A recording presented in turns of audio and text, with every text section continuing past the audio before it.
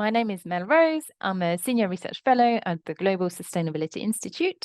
And in this video, I want to talk to you a little bit about qualitative research interviews.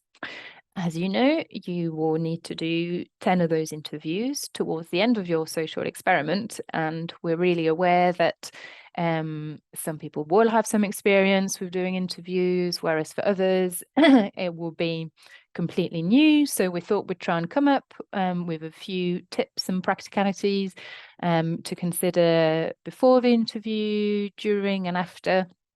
And hopefully that's something that you can refer back if you haven't done interviews before, but it might also be a bit of a refresher even if you have done them. So let's get started. So I wanted to tell you a bit more about interviews in general to start with. And we like to think about qualitative interviews as dialogue between the interviewer who's asking the questions and the participant who's answering the questions. And interviews are really to find out more about a specific experience, opinions, beliefs, etc. And to do that, interviewers often use what is called an interview schedule, which is a predetermined list of questions that will help them find out the information they need. And your Shared Green Deal team will be preparing this interview schedule, although we're also aware that, you're best placed to know the participants. So I'm sure the teams will be seeking some feedback on the interview schedules to make sure that, the questions are understandable and that the language is, for example, simple enough to be understood.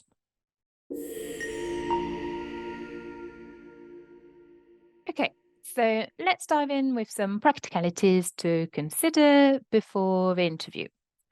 First off, you have to choose a location where both you and the participant will be safe, but also which won't be too noisy. And in terms of choosing an appropriate location, we really recommend that you have a chat maybe with your Shared Green Deal partner to make sure that, the location kind of ticks both boxes. Ahead of the interview, you may want to send a note to the participants so that they understand the context in which the interview is taking place. They should already be familiar with the project because they will have taken part in one way or another in the Shared Green Deal experiment. But also the interview goes a bit further, so you may want to just explain what the purpose is. And actually, it's also very important and is an ethical requirement that you send them an interview information sheet and consent form that the Shared Green Deal team will provide you with ahead of the interview. They need to have enough time to read this and to ask any questions. The objective is that the interviews will be recorded, and it's obviously part of the ethics process to obtain a consent to record the interviews. And so do make sure that you've tried and tested your recording equipment before going to do the interview, and that you've got plenty of battery in whichever device you are using for the interview. Something else to consider is how you're going to dress. And it's actually quite important to dress appropriately for your audience. A big part of qualitative interviews is to make participants feel at ease with you. And actually how we present ourselves is a big part of that. So maybe have a think about, how you might, what they might expect, in terms of how you dress yourself. You may also want to consider whether it would be useful to take notes. You do not have to take notes. I know that some people can find it a bit distracting and they'd rather just focus on what the participants are talking about, but for other people it helps them to keep track of what has been said, and it also helps when listening back to the recording. And finally, think about timing. Make sure that the time agreed is convenient both for you and the participant, and that you're not going to, have to rush off at the end, or that you've got enough time to get to wherever you're meeting. And yes, make sure that the time agreed leaves enough time to carry out the whole interview. So we expect that the interviews should take about an hour, and please let the participant know that that will be the case, so they know what to expect. Sometimes interviews run over, and if for some reason it looks like the interview is going to go on longer than you've said to the participants it would, please check first with them that they are available to stay longer. And if they are not, you will just have to stick to the time agreed and adapt your plans based on the answer.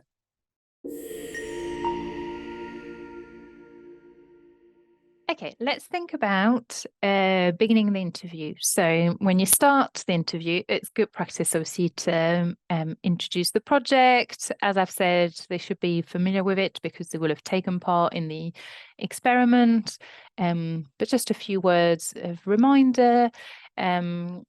I'm not sure whether you will have met them personally or not. Obviously, lots of different setups for all of the experiments. So depending on that, it might be worth reintroducing yourself, and especially remind them how long the interview will last, and try and make them feel as comfortable as possible. Importantly, before starting the interview itself, you do need to go through some of those ethics aspects that we have discussed. Again, if you have any questions about this, if you're unsure about any of the process, please do get back to your shared green deal partner, and they'll be able to talk you through this. But we ask that you remind participants that their participation is voluntary, and that they can decide, even before starting, during the interview, not to take part. And there's also, processes in place if they want to withdraw their data. All of this is on paper. But as I say, if you have any questions, do get back to us. You should record the participants' consent. And again, there's various ways that you can do this. You've received an email about ethics. So please just make sure that you're really familiar with this, and that you remember to do it. And if it helps, don't hesitate to explain to participants that this is very important, because this is an EU funded project and it is subject to particular commitments, and especially to best practice standards. Okay, so you've got all of this out of the way, and you can get going with the interview with the team. I'm sure all the teams will be quite mindful to start with some easy-ish questions to sort of ease the participants into it. And once you have done that, during the interview, you want to try and keep up the momentum. So that means generally being really familiar with the interview schedule and trying to bear in mind what the next question is. Sometimes people digress and don't cut off a digression straight away. Sometimes it might lead to somewhere interesting, but if you see that it doesn't, you might want to kind of bring them back to the question. And sometimes that might mean rephrasing the question. Try not to rush through your list of questions. That can be a bit of a temptation to kind of get through the questions, and then people don't actually have the space to answer. It takes time for people to think and to give, to reflect on the questions that you're asking. And you can use lots of body language actually to encourage them and show that you're interested. You can also prompt them, things like, tell me more about this, can be really useful to help people get unstuck. Silence may be uncomfortable, but sometimes it's just that people need a bit of time to think. After all, being interviewed is not something that we do every day. and it takes a bit of getting used to, and you want to kind of help build their confidence through the process and through this relationship. If there is a long silence and you cannot think of a question relating to what they have said, maybe just introduce a new theme. Remain flexible. You don't have to go through the questions in order. If they started talking about something that you wanted to ask them later, maybe use the question that was later as a follow-on from what they've said. Listen to what they're saying. Have they skirted around the themes? Can you follow up their answer with something else on the list?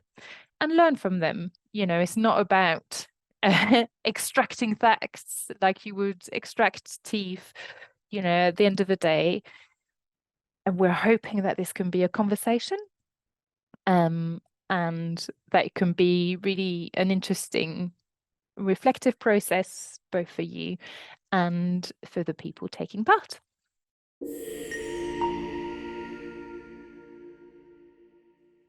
Okay, you've done all of this, and now the interview is coming to an end. And there's a few things, again, to remember and that you might want to consider doing. The main thing, of course, is to thank the participant for their time and remind them that any findings and publications from the project will be on the website. You can also flag to them that there's a mailing list, and that's a good way of keeping up to date with the project outputs. But also, please do say that this will be mainly in English. You can also mention the project's media team and how they regularly put together stories of change, and ask them whether that would be something of interest. And finally, if you have any local plans to use the results, please do let them know and tell them how they can keep in touch with you. Now, I've also got a few top tips on being a good interviewer.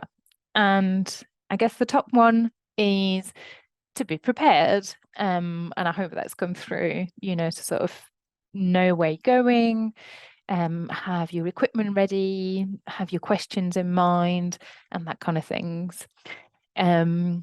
Secondly, and again, sorry to repeat myself, but think of interview as a conversation, but be aware that this may be a new and daunting type of interaction for the participants. Participants are generally eager to please interviewers, so that's why the kind of putting them at ease and establishing a bit of trust and a good rapport at the start is really key to conducting a successful interview. Listening and hearing takes practice. Think about your body language, how you make eye contact using non-verbal cues, showing interest, empathy, being respectful about the perspective of participants, especially if they are different to yours. Remember that you are there to listen to them and hear their opinions, and even if your opinion is different, it's not about sharing your opinion.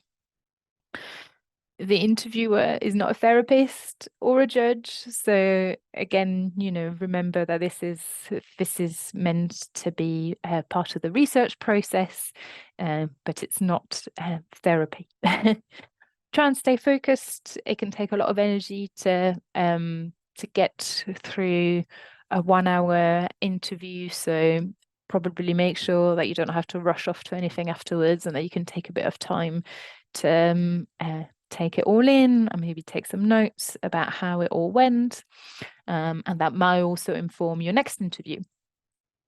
And you might want to consider doing a mock interview, maybe with a friend or a colleague, and just asking them for feedback, for example, on your body language or on whether the questions were clear enough.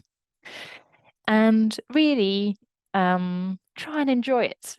In my personal experience of doing interviews is that generally, if people have volunteered to take part, is that they have some interesting things to say and that they want to talk to you, and it can turn into a really nice conversation. And finally, remember that The Shared Green Deal team is really there to support you. And if you have any questions, any doubts, if there's anything that you want to run past us, you can always get in touch, and that can be before the interviews, after you've done a few, if you want, some feedback or sort of input, or even at the end. And yeah, we'll always be delighted to hear from you. So thank you very much, and I hope you enjoy the rest of your study tour. Take care.